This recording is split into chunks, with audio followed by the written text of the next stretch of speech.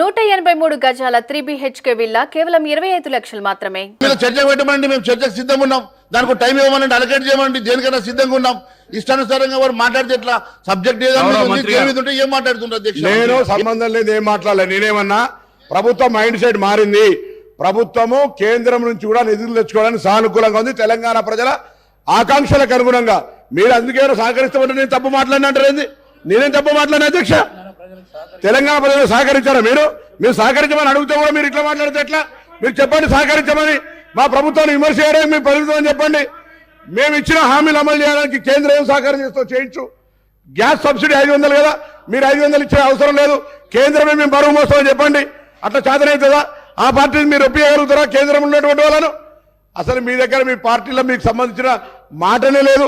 వీళ్ళకి నిజంగా ఒక చిత్తశుద్ధి ఉంటే నిండు పార్లమెంటులా తెలంగాణ తెచ్చుకున్న విధానాన్ని అవమానపరిచిన వీళ్ళు ఇంకా బీజేపీలు ఉన్నారంటేనే ఈ తెలంగాణ ప్రజలకు అవమానకరం అధ్యక్ష.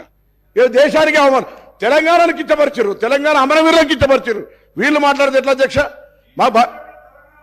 అరే బీజేపీ గురించి మాట్లాడుతున్నాం, రాజ్యసభలో బతికినారు తెచ్చుకుని ఇవాళ బీజేపీ గురించి మాట్లాడు. నేను మళ్ళా ఆర్గ్యుమెంట్ అధ్యక్ష